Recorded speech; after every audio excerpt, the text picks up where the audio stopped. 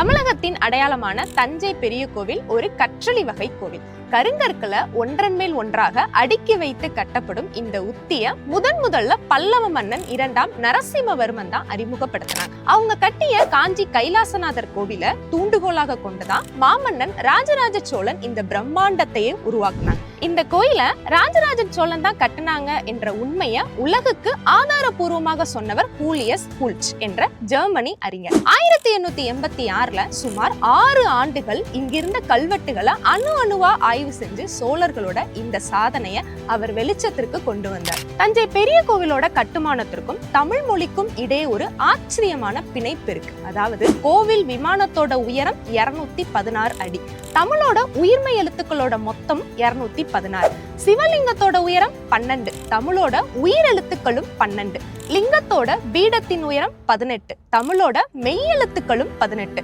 நந்திக்கும் லிங்கத்திற்கும் இடைப்பட்ட தூரம் 247 அடி, தமிழோட ஒட்டுமொத்த எழுத்துக்களும் 247. இப்படி தமிழ் எழுத்துக்கள எண்ணிக்கையை அடிப்படையா கொண்டுதான் இந்த கோயிலையே வடிவமைச்சிருக்காங்க.